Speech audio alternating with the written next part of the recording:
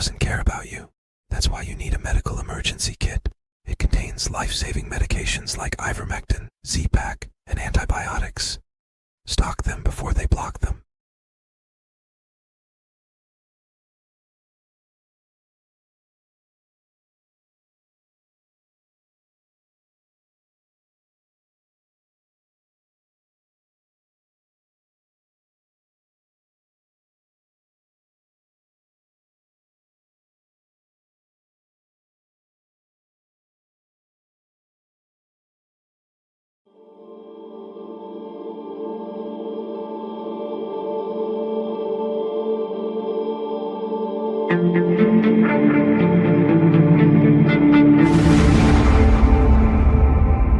We've got to stop endless wars. We have to stop the excessive military spending, and we have to stop funding the extremist government of Israel, which has committed genocidal actions against the Palestinian people. We've got to stop that. We're going to start investing in our people, in housing, in education, in healthcare. Among other things, we've got to end endless wars, Never forget, please, that when I was a kid, the struggle was against the Vietnam War, which killed 59,000 Americans in the war and more when they came back home, sleeping out on the streets of this country. All right? That war was based on a lie. Based on a lie. The war in Iraq, which I voted against when I was in Congress, based on a lie.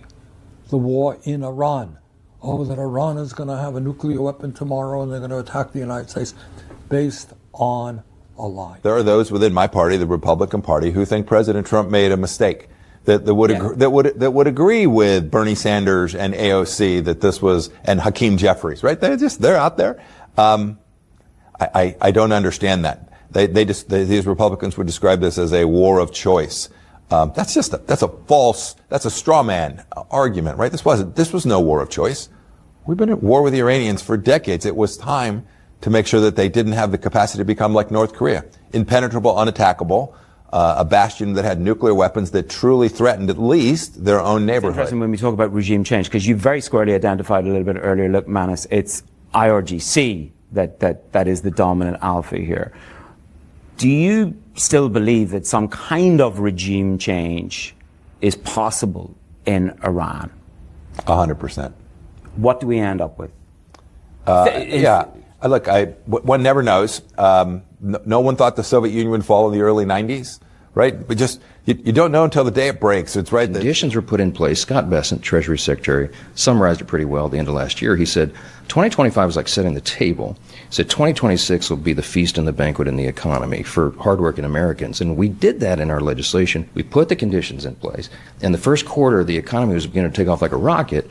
And then we got into this skirmish with Iran. Okay, so clearly that's You're calling it a skirmish. War, whatever you want to call it. At least the Strait of Hormuz is still a mess, and gas prices are still above $4 a gallon. I mean, if that's the case, Speaker, is the bottom going to fall out for you guys? Absolutely not. We're going to win this election, whether we resolve the Iran situation before the election or not. Happy birthday to you. Happy birthday, dear Senator. That's great. Happy birthday. Boy, really spoiling you right now. You should saw the cake the Saudis got me. It wasn't even good. Thank you, Mazel tov. I got my wish. Lindsay, all we can offer you, and that's the max, we're giving you another 50 years.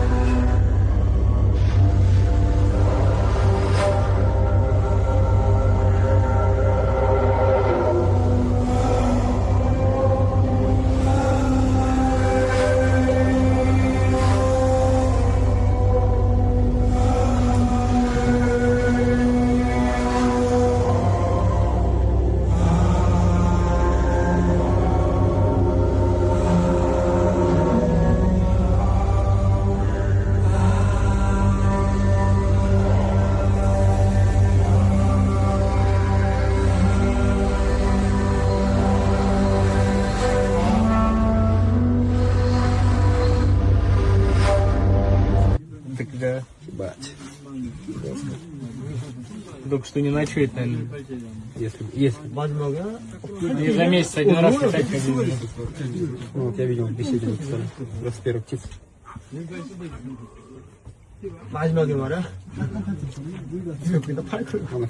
Теоретически, ребят, или все знания просто. Все.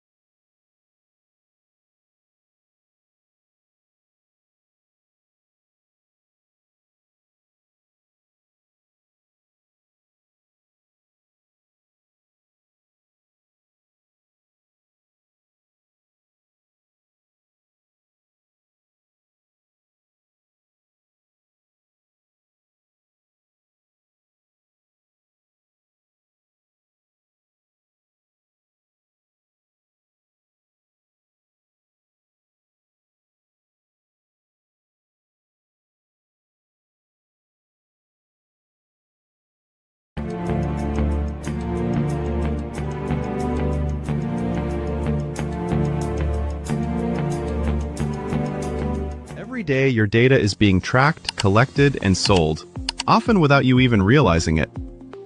Big tech companies control your devices, your apps, and the information you share. From your messages to your browsing habits, everything is being monitored and stored. Over time, we've traded privacy for convenience, and most people don't even question it. But what if you could take that control back? That's where Mark 37 comes in. Mark 37 provides privacy-focused phones, laptops, and tablets designed to give you full control over your digital life. With secure systems, expert support, and simple tools, they make it easier to step away from constant tracking and data collection. Because privacy isn't just a feature, it's a fundamental choice. It's about protecting your data, your freedom, and your future. Take back control of your digital life with Mark 37. And by the way, I wanted to say I'm starting my journey with Sean. I'm going to be getting a Ghost phone and then upgrading to a Ghost computer soon, because I am going to unplug from the Matrix. And you can follow me along on my journey. So mark37.com/CDM is where you want to go to do that. Find the webinar, sign up for the webinar, and learn everything you need to know to get started. And then you can also sign up for a free 30-minute consultation on privacy there at mark37.com/CDM. But I'm looking forward to it, and I have been worried about privacy for some time. So I'm going to be taking the plunge and changing my life and unplugging from the Matrix, and I'm really looking forward to it. So maybe you can join me. A warm welcome here at the National Press Club. Welcome to the journalists, welcome to the Embraer team, and welcome to the other guests that we have here. Going to announce, and as some of you guessed it right when they came in, the first E2 order by an American operator. And that operator is Avello. We believe this is really a strategic shift to unlock profitability for the customer. I'm very pleased that we have Andrew Levy here as the CEO of Avello, and I'm very pleased to give the stage to share a little bit more about what Avello is going to do with the E2 195. Thank you very much. Couldn't be more excited to be here as part of this historic announcement. We have such a great cultural fit as companies, so we're very, very excited to be Embraer's newest customer. We launched our airline in April of 21, and our target is focusing on small secondary airports of large metro areas. We've carried over 8 million customers since we started on 63,000 flights. And we've done all these things with 1,200 of the greatest crew members I could ever imagine having, and many of them are here with me today. This is the right airplane for us. It's going to open up opportunities for us that no other aircraft can serve. The best thing about the airplane, of course, is you will not find a middle seat on this airplane. It doesn't exist. We won't have any to offer. It's going to be the best cabin in the United States, and we're so excited about that. This is going to elevate our experience to the highest level, and we think our customers are absolutely going to love the airplane.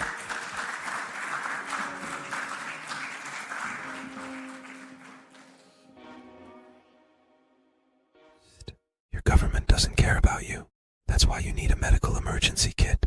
It contains life-saving medications like ivermectin, Z-Pak, and antibiotics. Stock them before they block them.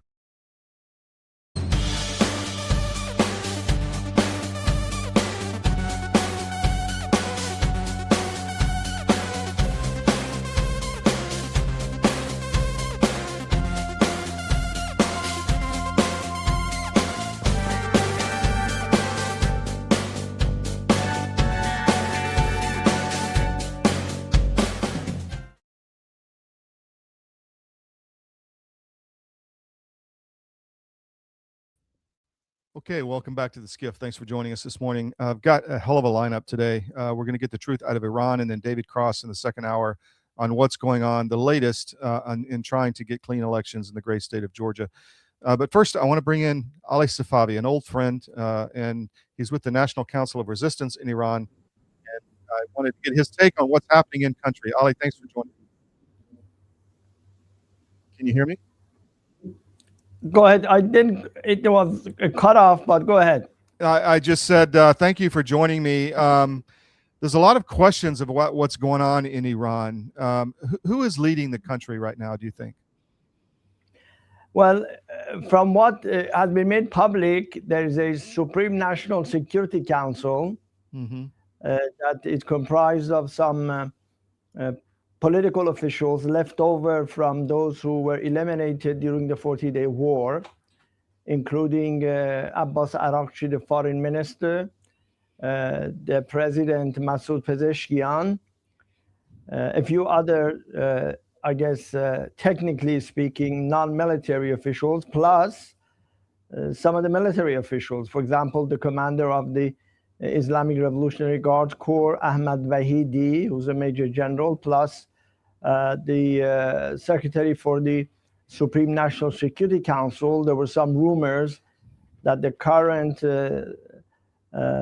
official General Mohammad Bagher Zolqadr had been replaced by the former commander of the IRGC, Mohsen Rezai, but I have not seen an official confirmation on the part of the regime. But be that as it may, it is a combination of this council plus, of course, what we are led to believe, Mujtaba Khamenei, Ali Khamenei's son, who, of course, as you know, has not made any public appearance whatsoever in the 5 months or so, since February, actually, when his father was killed. And there are no pictures of him, there's no audio or video recording of him, and I guess his messages are broadcast to the public by a presenter, and his messages are being ferried by personal couriers to officials who ought to know.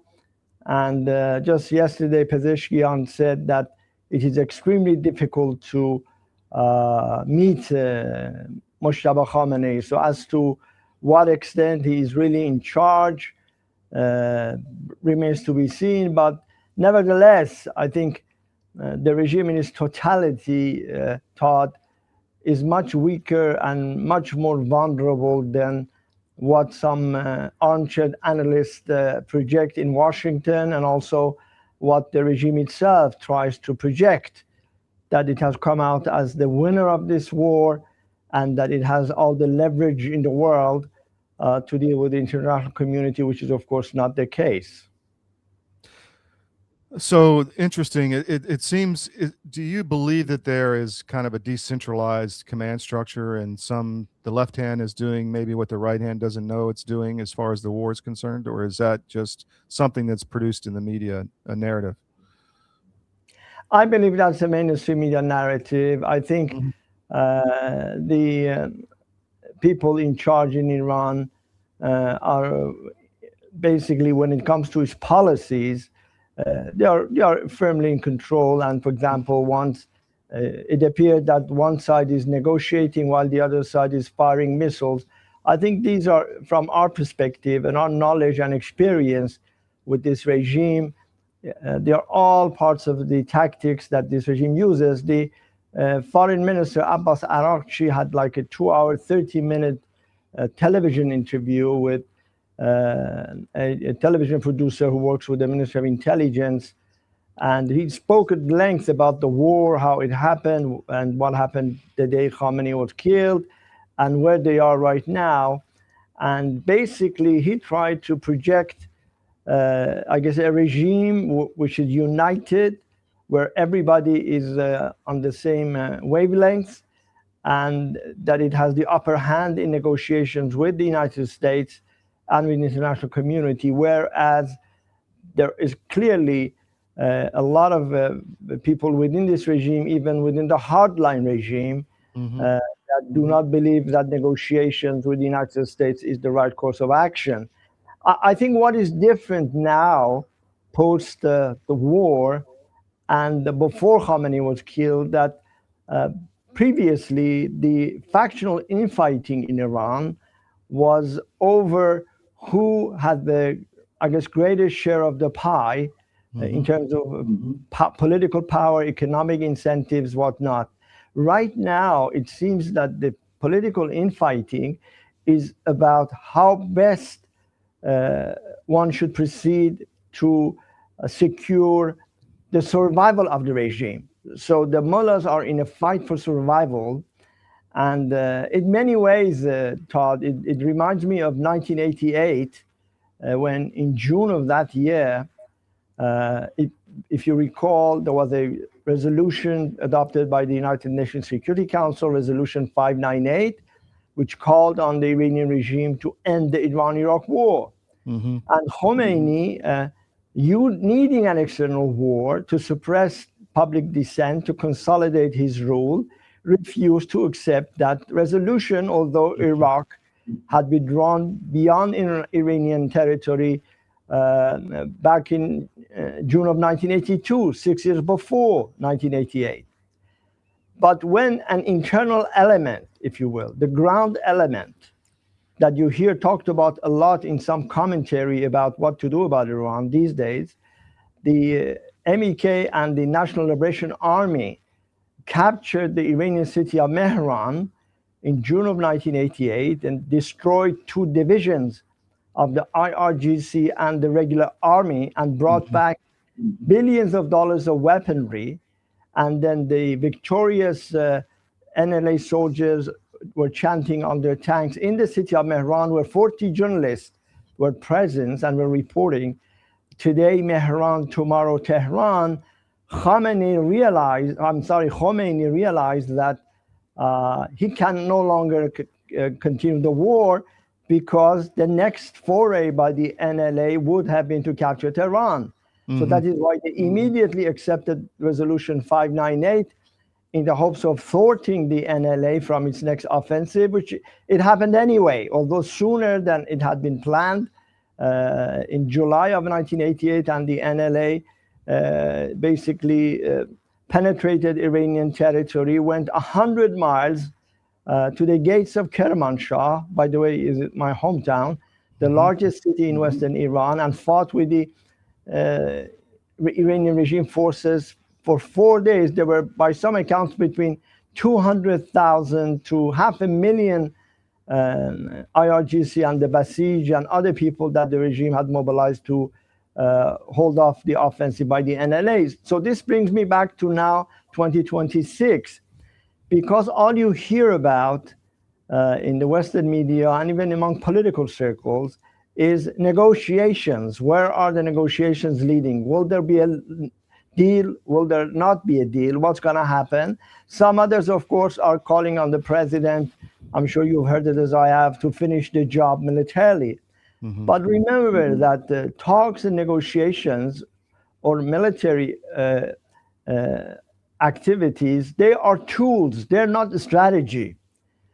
The strategy that I think the international community and, of course, the United States must contemplate looking at is regime change by the internal element, the Iranian people, and the organized resistance. And the fusion of these two actors, if you will, is fully capable of confronting the regime. And why do I say that, and how do I say that? Well, look at what the regime is doing internally. It has dramatically spiked executions of dissidents. Some 30 protesters who were arrested during the January uprising have been executed, some as young as 18.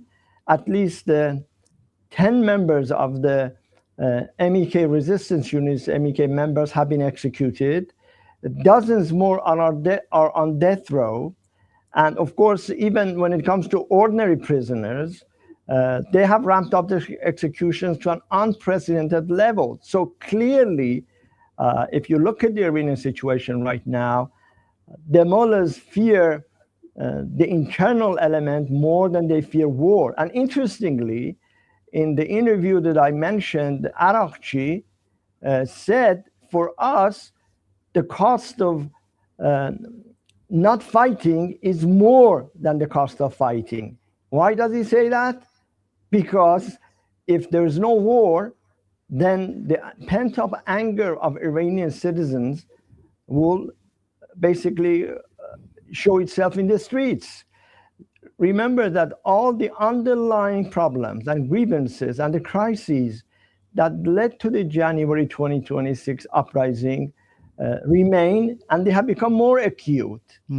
Secondly, the regime itself, the other day an Iranian regime commentator said that we have lost $200 to $300 billion economic losses during the 40-day war. Do you know what that means? He said himself that it is equivalent of 10 years of Iran's annual budget with which it runs the country.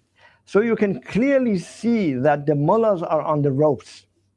And this, if you will, power posturing on them is an attempt to shield that from the eyes of the international community. So I would say that those people who are debating the Iranian situation in Washington, instead of talking about, well, let's negotiate, let's give the Iranian regime what it needs, or while some others offer another approach, none looks at the internal element. And that has been the missing link in Western policy vis-a-vis Iran, not in 2026, not in 2025, but in the past 48 years. And, let me ask you. So you're saying this is all for the domestic audience. A lot of it. Trump tweeted one interview, I think, with your colleague Ali Reza a month or so ago, but then I haven't seen anything else. Why is the U.S. government so opposed to allowing what you're talking about, which is internal operations on the ground, supported at least by the bully pulpit of the U.S. to take down the regime from the inside, instead of some kind of outside military operation, which is fraught with risk politically, militarily, financially, and it seems to me that this would be the natural way they would want to go, is just support the resistance on the ground, but they don't want to. Why is that? Somebody doesn't. To be honest, of course, I do not know what the thinking is inside the White House and in the NSC, but the fact remains that there is an awareness of the internal element.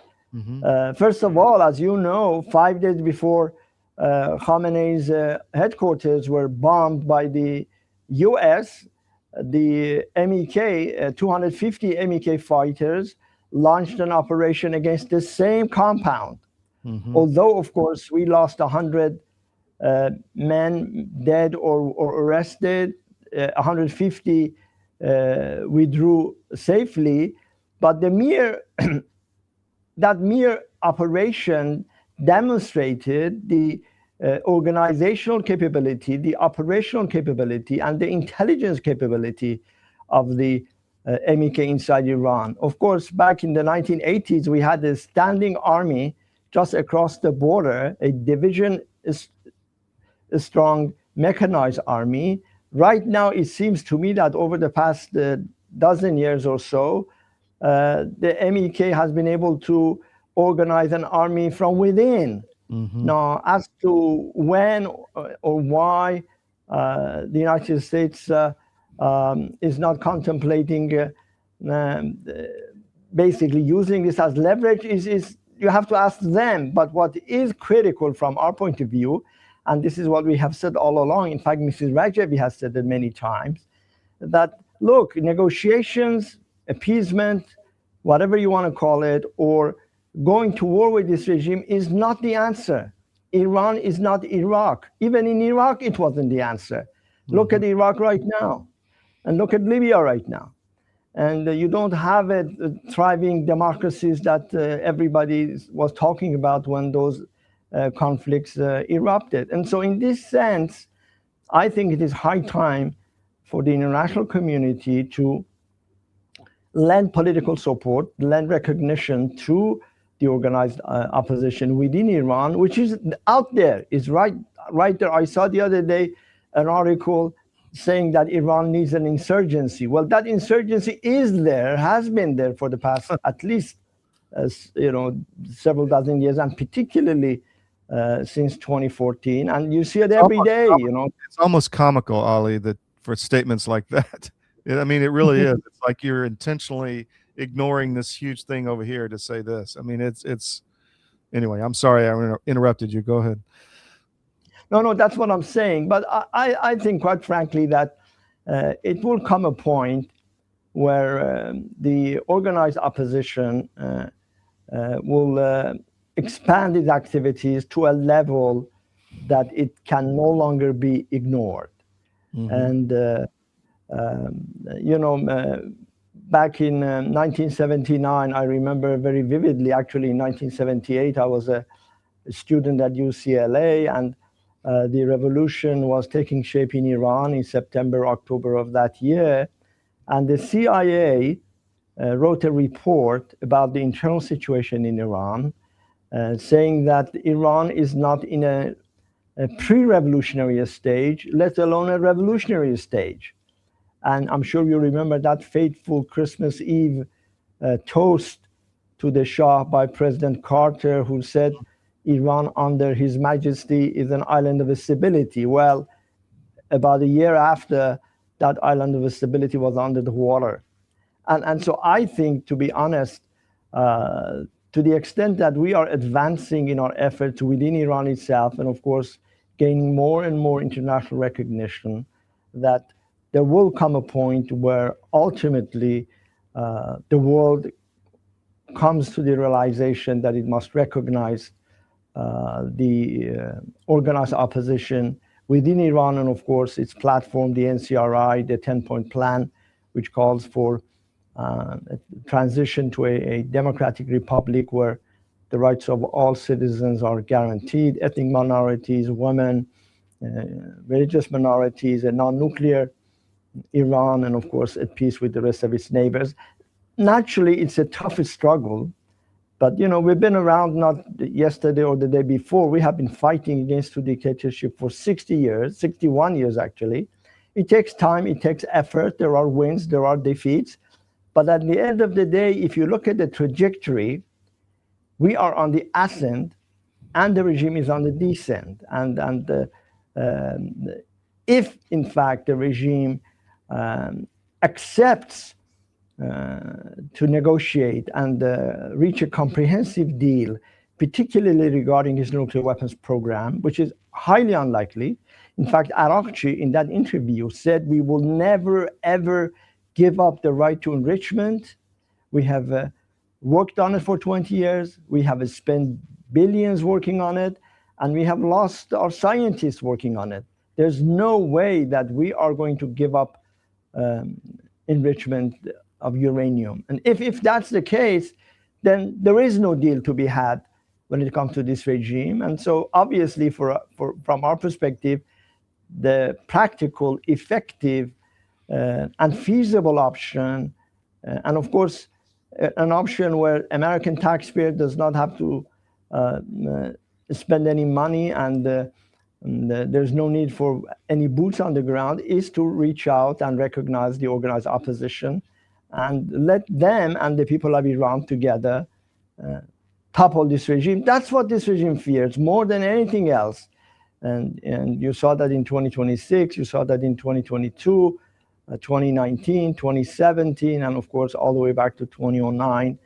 And naturally, the fact that the international community did not play its role, we are where we are today.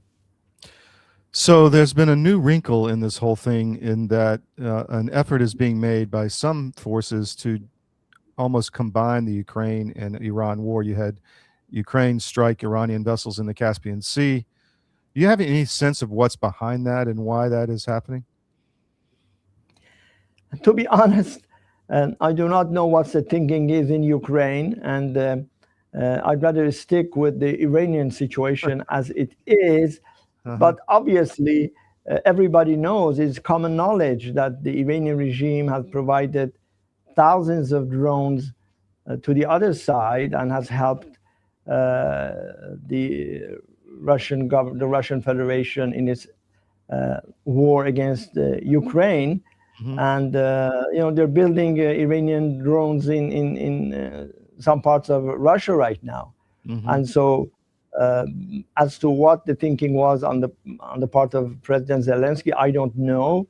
But I think even if it wants to prevent the expansion of this conflict, as you put it, beyond where it is right now, beyond the Middle East region, beyond the Strait of Hormuz and the Persian Gulf,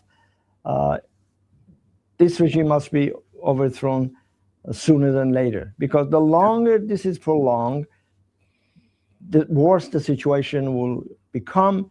It will become far more complicated than one could handle it. And so it really has an easy solution. And it's not really difficult to do it. But I think it needs courage, it needs a political foresight, and a forward-looking approach that, look, the time for dealing with the regime in Tehran is over. Europeans tried it, various US administrations tried it, and it didn't work. So why not give the Iranian people and the organized opposition a chance? What's there to lose? Nothing. And you have a young population. And I listened to some of the remarks by some of these protesters who were hanged, their courage, their audacity, and their determination in the face of death, is absolutely breathtaking. One of them, this young man who was executed on July 28th in public, even put the noose around his own neck and gave love sign to thousands in Isfahan who had gathered to protest his hanging. Or another one from the MEK, a 26-year-old, Mehdi Khanekhi, also, he said, I pray that I fight like an MEK and I die like an MEK. And, they're looking death in the eye and moving forward. So you have this generation, which is a new generation, is the, I guess, Gen Z of Iran, which is very determined to topple this regime. All it needs is a lending hand. And of course, the political recognition, so the support, so that it can, if you will, notch its activities a bit higher and do what is needed to topple this regime once and for all. We've talked a lot about what's going on globally, and a lot of it has focused on the UK. The UK was involved in the 50s with British Petroleum wanting your oil, was involved in helping with the CIA, obviously kicking out, removing Mossadegh from power, installing the Shah. I think the UK, the monarchy, the whatever you want to call it, the Admiralty has been supporting the mullahs. And this is where a lot of the info ops against you are coming out of the UK.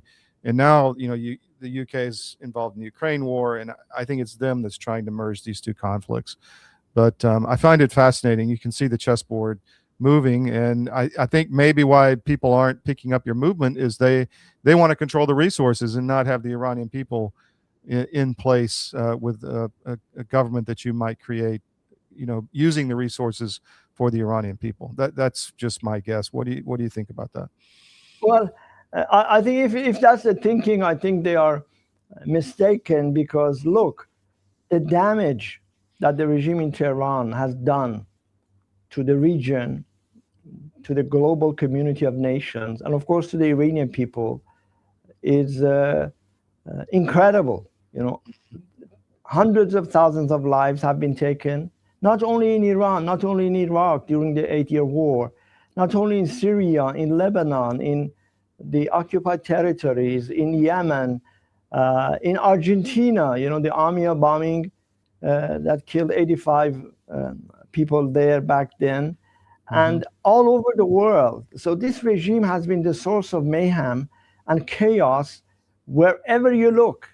And of course, all of the expenses that have been made to contain it, to thwart its activities. Imagine if you had a democratically elected government in Iran that was committed to the welfare of the Iranian people, that invested the huge resources of Iran in its people to advance it, for education, health, science, art, technology. Where would the Middle East be right now? And so whatever the intentions of Western governments, and of course you're correct that they aren't really to blame for this 120 years of misery. In fact, just yesterday we celebrated the 120th anniversary of the Constitutional Revolution, which toppled the Qajar dynasty. And of course, unfortunately, the British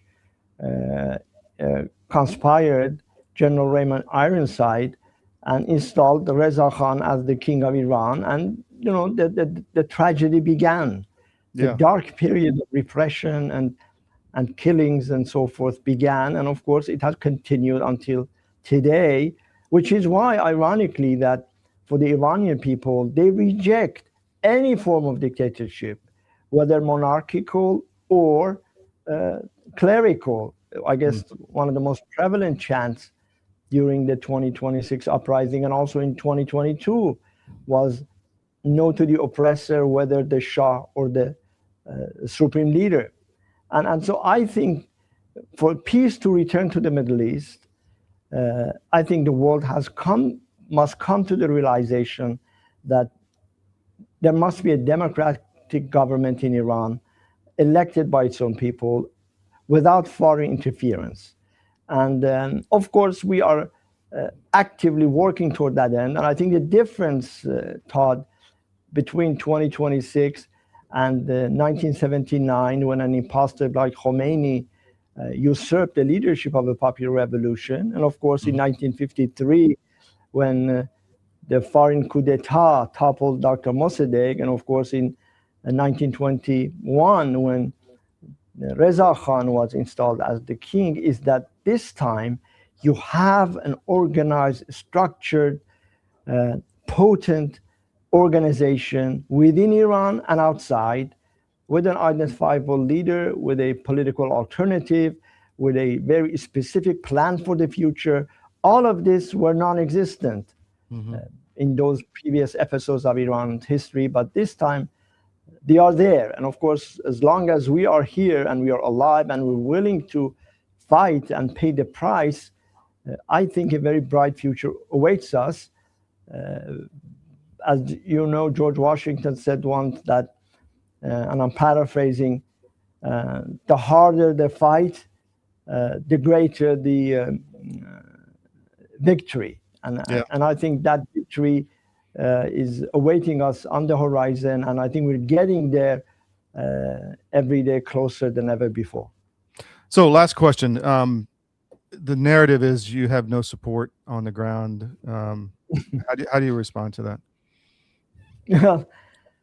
Well, if we really do not have any support, why is the sharp edge of the regime's repression directed at MEK inside Iran? Why is it a red line for any Iranian and even non-Iranian to utter a voice of support, a word of support for the MEK? Why is there an in absentia trial for 104 members of the MEK, all of whom live outside Iran, and all of them have already been sentenced to death? Why does the regime target our members, our sympathizers, our representatives, even our foreign friends by its assassination squads? Back in November 2023, Professor Alejo Vidal-Quadras, who was the vice president of the European Parliament for 15 years, was shot at point-blank range in the jaw. He miraculously survived in Madrid when he was walking home. And of course, 8 people were apprehended, and it was an organized crime gang getting its marching orders from Tehran. Why were they trying to bomb our annual summit in Paris, at which you were present, by the way, back in 2018? Why did they try to suppress and bomb our New Year gathering in Albania, where even some US government official, deputy chief of mission of the US embassy, was present? Why spend hundreds of millions of dollars in this massive propaganda campaign against us, demonizing us? But be that as it may, really the issue, Todd, is not whether we have 10% of support, whether we have 20%, whether we have 30%.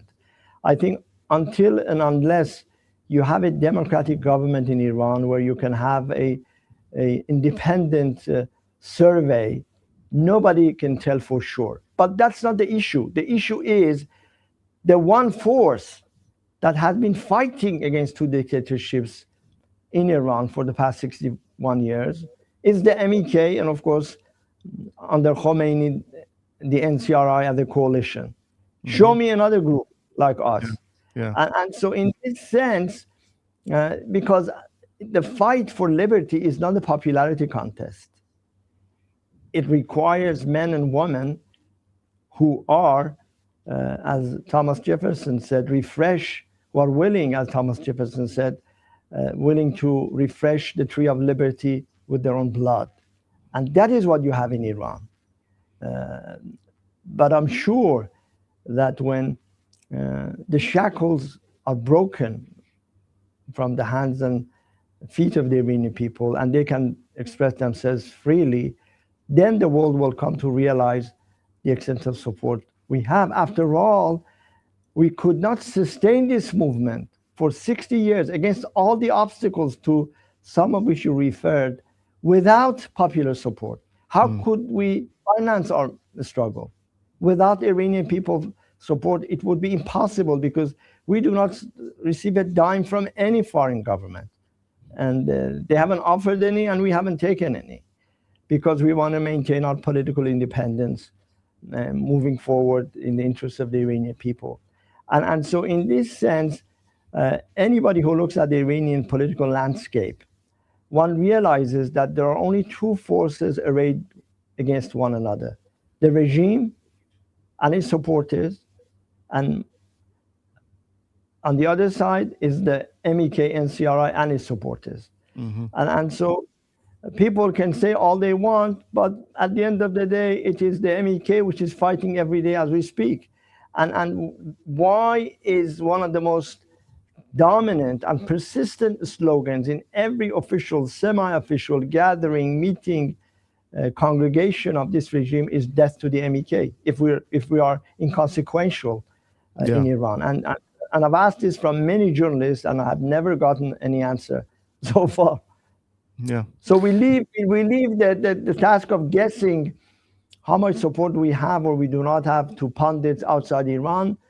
We are busy doing what we think we should do, which is focus domestically inside Iran, organize, protest, strikes, and of course target IRGC, the Basij, the Ministry of Intelligence there, and of course try to marshal international support for the plan that we hope to implement in Iran through free and fair election within 6 months of this regime's overthrow. Ali Safavi of the National Council of Resistance in Iran, thank you for coming on. It's always insightful. I appreciate you taking the time, and I know you're busy, so we'll have you back. Take care. Thanks very much, Todd. Thank you for the opportunity. Okay.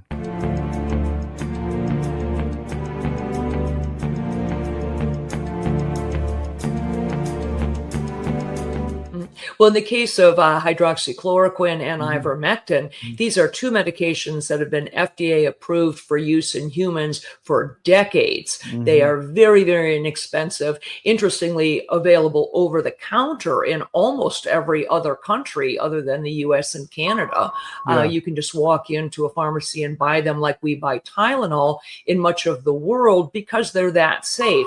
And we've known for decades that ivermectin has very strong antiviral properties. It has anti-inflammatory properties, and both ivermectin and hydroxychloroquine are what we call zinc ionophores. They help to move zinc from the bloodstream into the cell, which is where it needs to be in order to fight off a virus. So lots of application for these, and we have every reason to believe that those drugs also will likely have some efficacy against H5N1 or a number of other respiratory viruses that we may meet down the road. If you haven't noticed, gold has reached a new high, all-time highs actually, and keeps going up every day. Why is that? It's because precious metals are a long-time historical store of value. And if you own a portfolio and you have assets in the fiat currencies, i.e. stocks, bonds, cash, or whatever, you're vulnerable to hyperinflation, which is coming as our debt explodes another trillion every 90 days. It's really scary. So how do you protect yourself? Go to Advisor Metals. If you look on any of our cdm.press sites, about halfway down, there's an ad for Advisor Metals. Click on it, fill out the form for your contact info, and Ira Bishotsky will contact you and talk to you. It's an easy conversation. There's no sales pitch. He's completely verified by us. He has a regulatory background we've checked into. We've checked with his bankers. We've checked with his IRA custodians for metals, and we can highly recommend Advisor Metals and Ira. So go to Advisor Metals. If you call them directly, tell them we sent you at CDM, and he'll definitely take care of you. But protect your portfolio, because you really need to. It's coming. Thank you.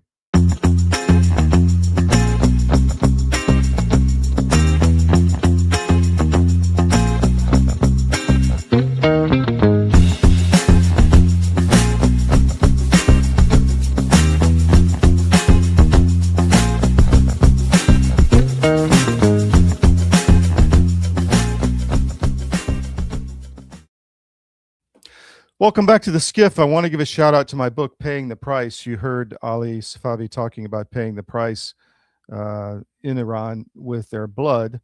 And this book is available anywhere books are sold online. It is something you will learn a lot from this book. If you have somebody who's interested in geopolitics, this is a way to solve the Iran problem without using American forces. So Paying the Price, the untold story of the Iranian resistance. Let's talk about a few stories while we're waiting on David Cross to come in the green room. Then we got Brent Beecham. We were supposed to come on yesterday, but we'll be here to discuss real estate in Atlanta. But Iran and Oman are looking to solve the Strait problem with some kind of agreement that Washington can hold its nose and let go. So that is ongoing. You can find that article on CDM. A lot of negotiation and maneuvering happening behind the scenes. We talked about this one, that North Korea may be supplying ballistic missiles to Russia to fire on Ukraine. It's a fact that Ukraine has lost all the ability to defend itself from Russian ballistic missiles. It's out of interceptors, and it's not going to get any, hopefully, anytime soon. Our opinion has been for some time is that the U.S. needs to pull completely out of this. That is the only way to end the war. And we hope that is what is happening. We have heard from the inside that President Trump wants to end the war.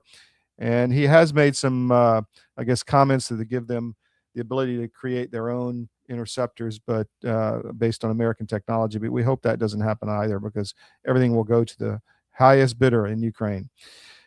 So that story is ongoing, and we'll stay on it. This one is disturbing, which we all know this, that the senators in the U.S. Senate on the Republican side are traitors.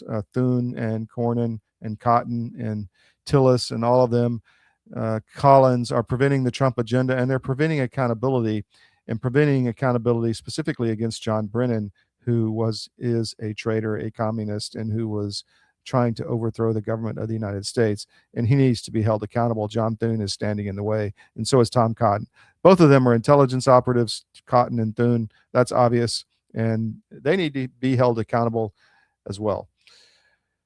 Another story, the EU is sanctioning a citizen for telling the truth about Ukraine's strike on a girls' school in Donbass, and it killed scores of innocent students. And this official inside the EU discussed it and discussed the truth of it, and he's being persecuted by the EU for doing that. So the EU is not a truth-telling organization, but we've known that. Also on the Balkan.press, which is our Balkan paper, discussion of the attacks on Christianity in Kosovo since the Kosovo-Serbian War. The Balkans are Balkanized. That's where the term comes from, and we're proud of our publication, because we're the only one with the viewpoint that we have to stand up for what we think is right in the Balkans. And the Christian attacks in the Balkans are substantial, mainly by the Muslim U.S.-supported forces in Kosovo. So you can find that one on your own as well. And then one more story.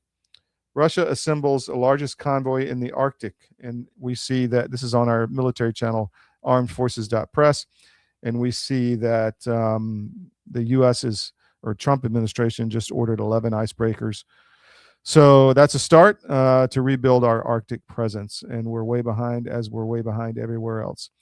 All right, so we're going to take a break. We'll come back. We've got David Cross to talk about elections, and then Brent Beecham to talk about real estate in Atlanta. Stay with us. Don't go anywhere. We'll be right back on the SCIF.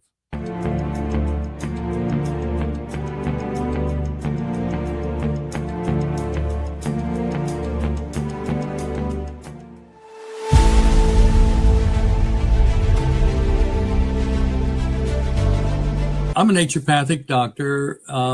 We are in the world of medicine very acquainted with many modalities, but probably the one most familiar with everybody would be two things: homeopathy and herbs, maybe some nutrients too, vitamins, minerals, that kind of thing. Now, we do know a lot about the drugs, because we have to find out what drug you're taking affects you and what nutrient it depletes you of, because most every drug pharmacy product will deplete something. So we have been trained, and we have a database that we can check into that says this is going to take your B12 away. The pharmaceutical company cannot patent organic substances made by the body. You're not born short of Advil. You're not born short of Ritalin. Yeah. You can be born short of insulin, right? Mm-hmm. The answers to staying healthy and keeping away from even SARS or any of those things getting into you is staying healthy. Mm-hmm. You and I get sick because our terrain gets out of balance. Well, that's the same thing in the soil. You and I are made from this thing called dirt. And when we get out of balance, we have the same thing happen. Weeds start to grow in our body. Right? And that's what we want in our body. We want nutrients that we don't understand how to get well enough yet because our suppliers are lacking knowledge on nutrient density foods. So this is what drove you to develop this, was your knowledge of this, right? Right. Mm-hmm. You know that. I'm excited to announce that we're having a huge sale on overstock and brand new products. For example, My Pillow Percale bed sheets, every color, every style, every size, only $29.88. Our Percale bed sheets are breathable, cool and crisp, and they're perfect for spring and summer. And check out Rev 7, the next generation of energy drinks. It tastes great, and it gives you energy all day with no jitters and no crashes. Best of all, it's actually good for you. And for a limited time, try our 3-pack absolutely free. So go to mypillow.com or call the number on your screen. Use your promo code to save 20% on our Rev 7 12-packs, or try our introductory 3-pack absolutely free. And our Percale bed sheets, all sizes, only $29.88. Twin size, full size, queen size, king sizes, all $29.88. Inventory is extremely limited at this price, so order now.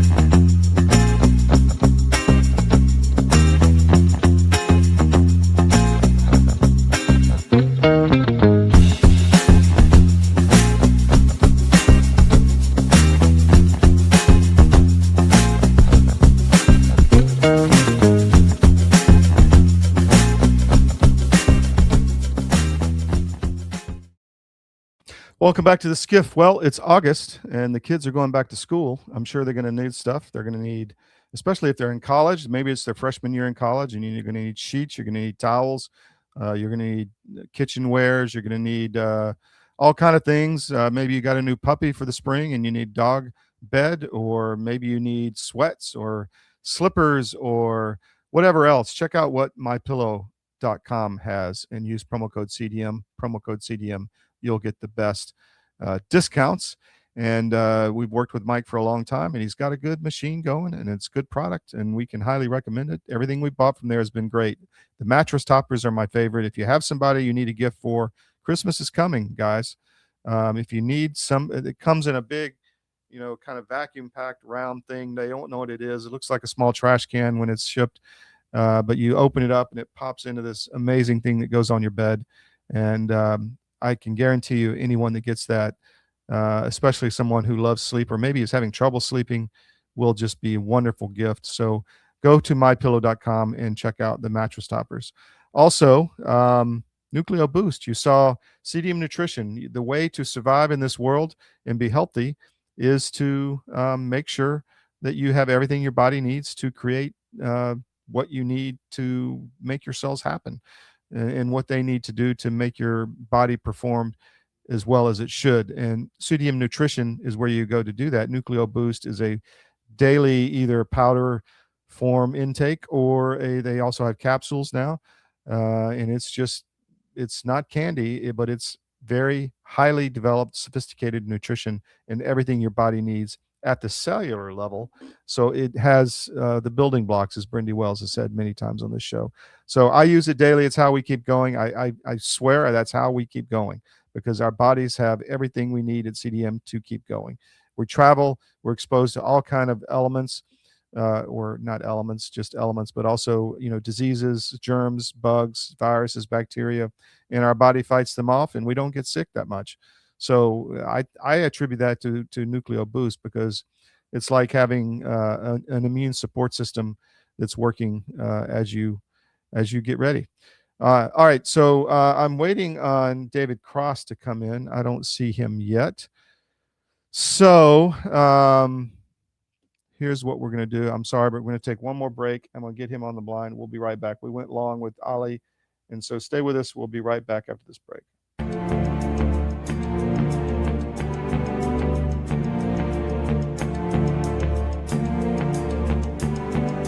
First time ever, we're bringing you My Pillow mattresses and mattress toppers for as low as $99.98. Remember, sleep's all about temperature and pressure points.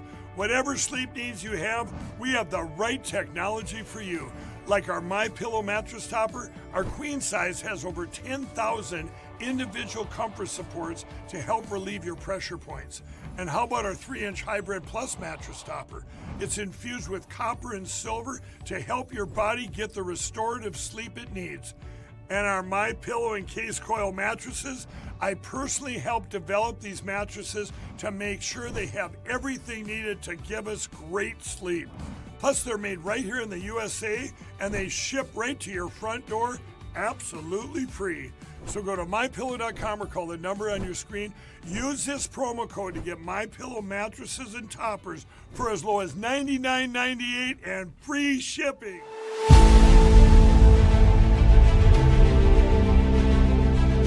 I'm watching my friends gain more and more weight, and then eventually I got to tell you, this is a little dark, but bad diet literally killed my whole crew. Wow. Diabetes, a stroke. I mean, all kinds of stuff. It's like, you had a stroke? You're not even 50 years old. You guys got to quit eating this stuff. Your body knows what's what. You're not conscious of this. But that's why people will go to the refrigerator and they'll grab this and that and the other and put together this outrageously elaborate combination of foods. Your body's trying to reach balance. Unbeknownst to us, our bodies are always trying to reach homeostasis. You can't eat all of this stuff and expect to live a long time.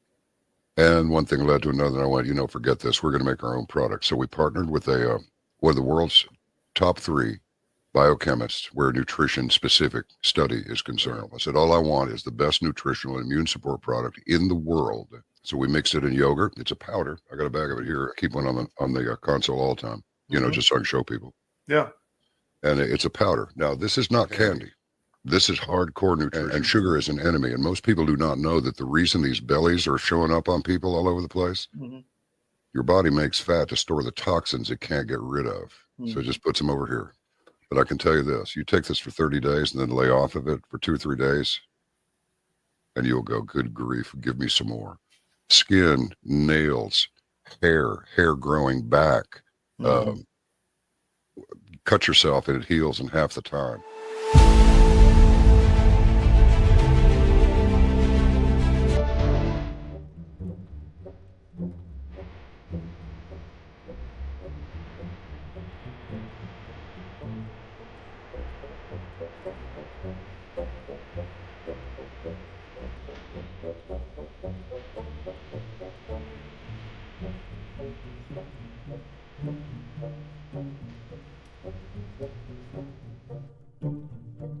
All right, so I've got 2 guys who are delayed coming on, Brent Beecham and David Cross, both in Georgia.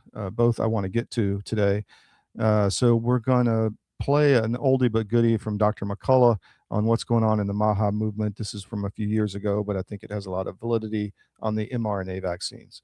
So we're going to run this, and if I get one of these other 2 guys coming in, then I'll pull them in and we'll stop this. But here we go for now, kind of a placeholder. A friend of the network, Dr. Peter McCullough, who we've interviewed many times. Thanks for coming back with us, sir. I know you're busy. I appreciate your time. Thanks for having me. So I wanted to get you on specifically because of the talk coming out of the Trump administration on this project Stargate with $500 billion and towards AI development, which is great for national security. But I heard some concerning words about mRNA vaccines against cancer and all of this, and we've known the destructive consequences of using these products, not even vaccines, but really more gene manipulation. What are your thoughts on that, just right off the bat? I think artificial intelligence will play a major role in medicine. I have a Substack out today on the Larry Ellison Trump presser. that they had on this, and pointed out that it'd be great if artificial intelligence can gather up all the medical records in a complicated cancer patient, their blood tests, have everything synthesized and organized. If artificial intelligence could analyze the PET scans, the CAT scans, the MRIs, be able to give us unique computations of cancer burden in the body, analyze the genetics and the histopathology. But what Ellison did, who's not a doctor, turns out that Ellison was a pre-med student years ago at University of Illinois at Champaign-Urbana. He dropped out to, I guess, take care of his mother who was sick.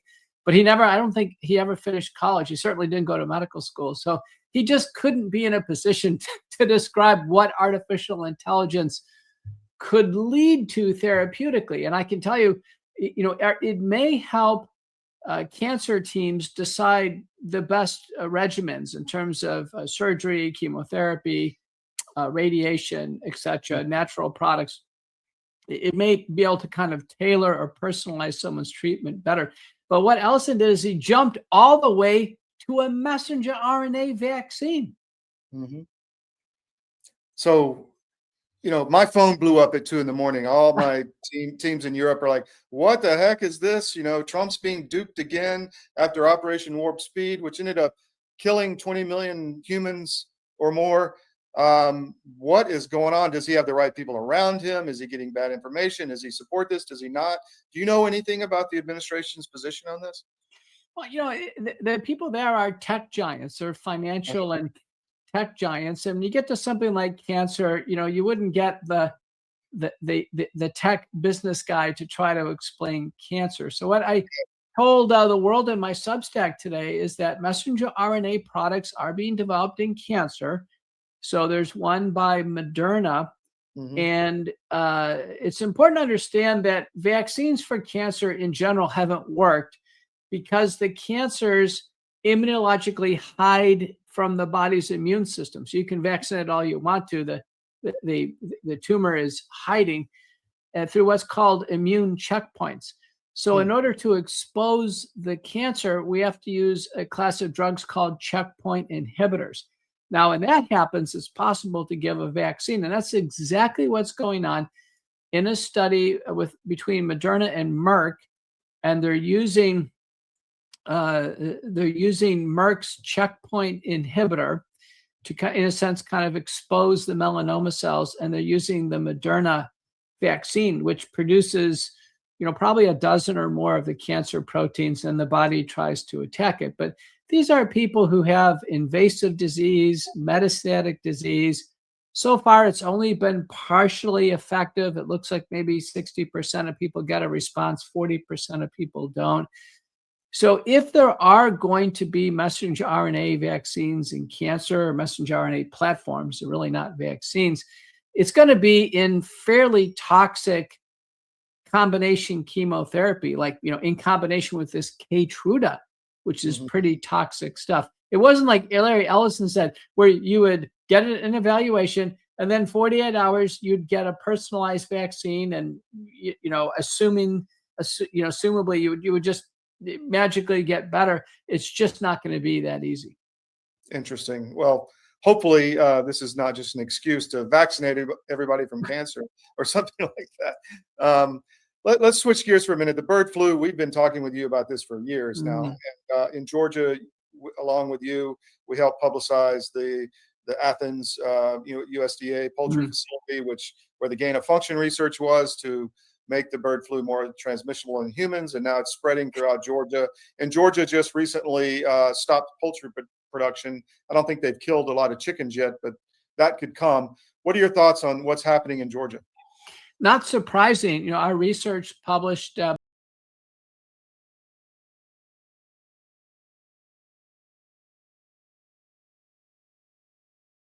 Okay, we got Mr. Cross. We're going to bring him in now, and we're going to talk about what's going on with elections, and then Brent Beecham will come on shortly. David, thanks for coming on, man. I know you're slammed, so appreciate it. Todd, I appreciate it. Thanks for understanding, man. Thank you. No worries, no worries. Say, hey, you sent me a letter, and you have been fighting hard to get rid of the machines in Georgia. What the heck's going on? All right. So on June 3rd, I sent in a petition re-examine the machines in Georgia. So there's a part of Georgia code section that says that any 10 electors can present a petition to re-examine the machines, and you have to pay the reasonable cost. Unfortunately, the Secretary of State does not tell anybody what the reasonable cost is. But the crux of this is that I sent this petition in on June 3rd electronically. I sent it physically on June 4th. They didn't respond. I sent another physical copy on June 21st, and this time with a signature stamp and proof of delivery. And then for weeks, nothing. I got no response. On July 7th, I then reached back out down there. They played this whole game of we don't know if we got it. We'll get back to you. And then I just got fed up with it. And about a week and a half ago, I filed a complaint with the Office of Inspector General and said, can you go over and make him do his job, please? Yeah. And so magically, Charlene McGowan at the Secretary of State's office responded and said, your petition is defective. You sent us $250, and that's not enough. The total cost is $47,000. And so I think they're expecting that we're just going to, not do anything. And so I've sent her an email this morning and said, send me your wire instructions so I can get the money over to you. So, well, David, you're a patriot, my friend. Wow. It's ridiculous. You're not supposed to have to battle, City Hall like this and have them just go, hey, we don't care about you. We're just going to do whatever we want. So Charlene McGowan she's got a long rap sheet of working against the people in Georgia, right? I mean, she was down in the counties and then got upgraded up to the Secretary of State's office. I mean, what's her deal, man? Yeah, she's just a corrupt piece of work. Yeah. In my humble opinion. All right. I have never had a good interaction with this lady. She is adept at and totally comfortable just bending the truth and massaging it to fit whatever narrative that she wants it to be. Yep. So what's your next plan forward? All right. So where we are is I'm talking with a guy named Clay Parikh. Some of your folks out there might know him. He's an expert in these systems. He used to actually be part of a team that would test these things. So I've got a call with Clay today to find out, is there an alternative testing team that we can put forth? And I've also reached out to the Secretary of State to say, okay, you tell me it's going to cost $47,000. It's $150 an hour for, I think, however many hours that they said it was going to be.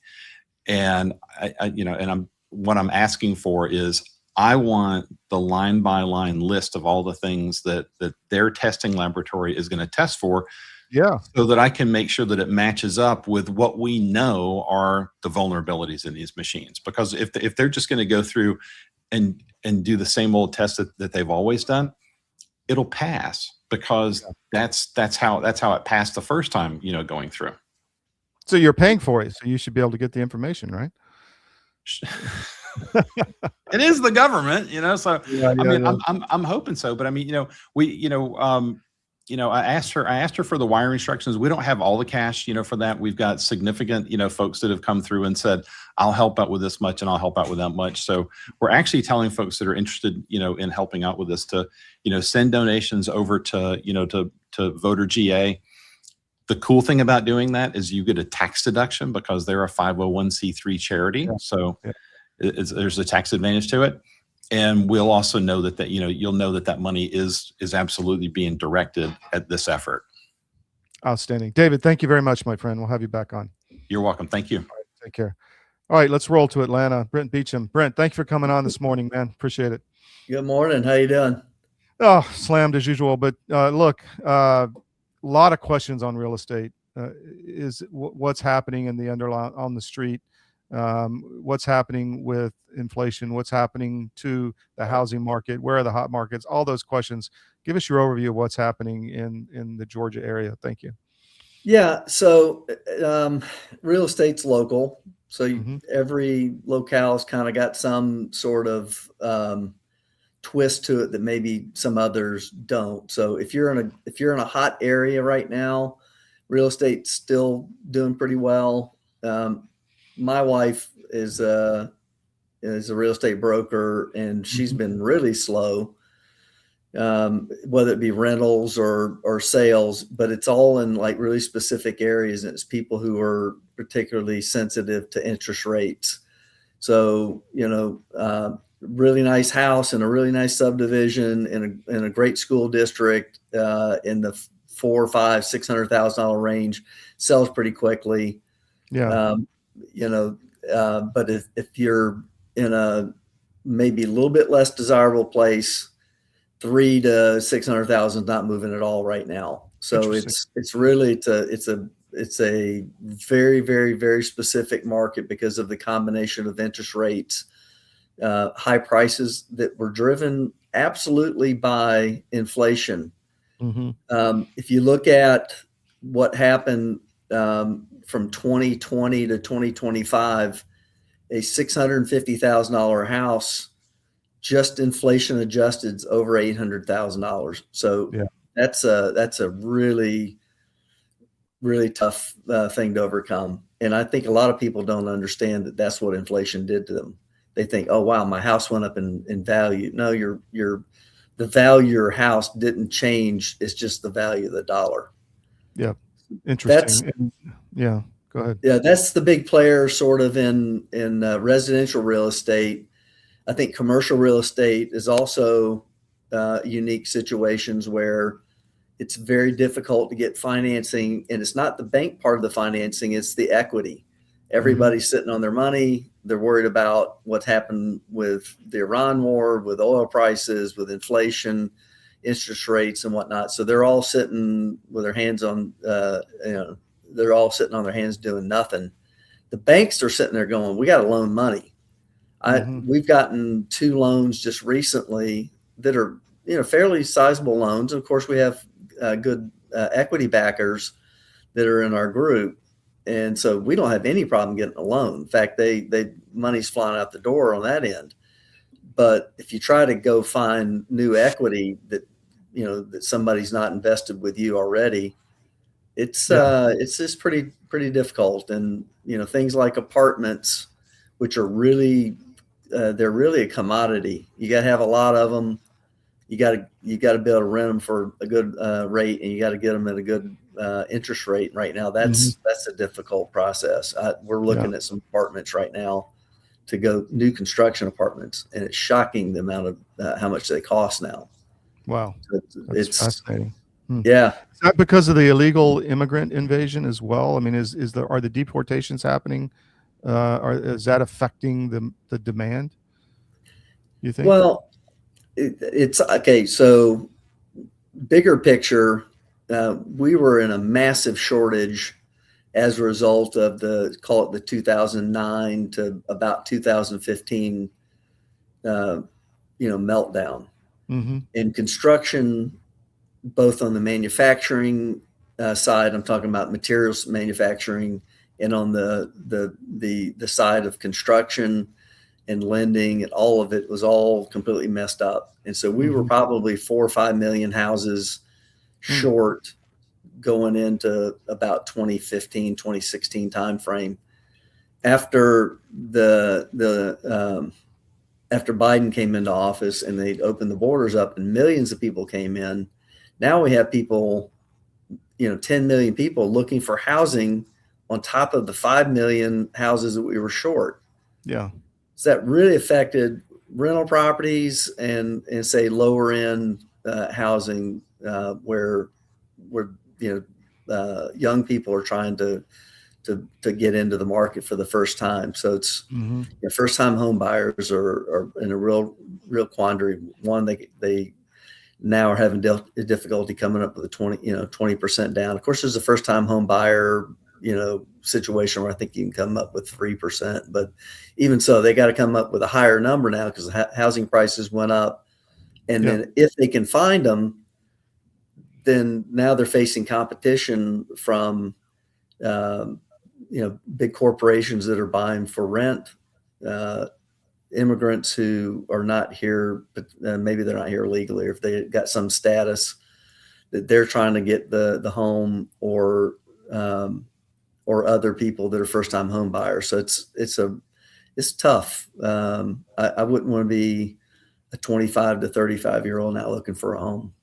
Yeah, it's really tough. So essentially what you're saying is the elite markets are doing well because all the elites have money and it's pouring into there, and everything else is kind of suffering. Yeah. But I will say one thing. There's a lot of disingenuous talk about that the top 1% own twice as much as the bottom 50%. And I saw a statistic the other day where they're talking about the value of the entire market, and I'm talking about the value of everyone's, whether it's stock portfolios or homes. Middle class is mostly home, is where all your value is. But the middle class owns something like 95% of all the value of our $190 trillion, total value of our country. And you mean real estate assets? Well, it's everything. Like it's the total wealth of our nation is worth 190 trillion. That's held by individuals, not by corporations, by individuals. The top 1% own 8 trillion or 8 trillion. The bottom 50% own 4 trillion. So yes, they own twice as much, but the middle class still owns a tremendous amount of value in our country. And again, mostly that's homes. It's now it's 401ks that are being driven up by the market. But it's true. But definitely, obviously, if you're on the upper end of the middle class, you certainly have a lot of buying power now that you might not have had otherwise. Well, we have to keep that focus because COVID really hurt a lot of small businesses, and that was kind of a big whack at the middle class, and we need to regrow that and recreate real value in real families, and that's what we're focused on supporting here. Brent, anything else, man? I really appreciate you coming on. No, I'm hopeful that we can see the end of this war, and oil prices and everybody are kind of pricing that in, that it's the end. And I hope we're not getting fooled by Iran and this doesn't keep going forever. But if we can turn this around really quickly, I think it'll help us in the midterm elections. Not that I believe in any particular political party anymore, but getting rid of the DSA would be a good start. But we don't want to, and I'm worried about it. I talked about it yesterday, the whole narrative that focused on the younger generation. I'm just not going to vote. Let's burn it all down. Well, guess what? You're going to be in a gulag. You're going to be in a gulag, dude. Yeah. I think we need to find a way to help younger kids to find their way into this market. And real estate's a great place to help them feel like they have a piece of America. And I'm not saying that because everybody needs to own a home, because that's not true. Not everybody can afford a home. But I think that if we can help people find a way reasonably to get into the home market, that's the one place where now you feel like I planted a stake in America and I have something to lose. And it's really, I think it's key to recapturing the youth of our country. I agree. Brent Beecham, real estate developer in Atlanta, classmate of mine, the U.S. Air Force Academy and former fighter pilot. Thank you for joining me today. We'll have you back, man. Appreciate it. Thank you. Take care. All right. Take care. All right, guys, kind of a crazy show today, but we got it done. We got them in. We got them on. So got out what I wanted. Tomorrow, Pete Blaber, not sure who else, but we're going to really drill down on Ukraine because we got to end this thing. And that's one of our main focuses. And, for anyone that says, we're Russian agents or whatever, we've been focused on this war since 2014 to try to end it. And we have been one of the loudest voices out there, and we're going to continue because it's the right thing to do. We want to end this war. We want to protect the Christian communities in Russia and in Ukraine specifically, and Armenia and Lebanon and Romania and many other places, and in the United States, because they're being attacked everywhere. So thank you for joining us today. We'll be back tomorrow, 10 to noon, Monday through Friday on the SCIF. Really appreciate you joining us.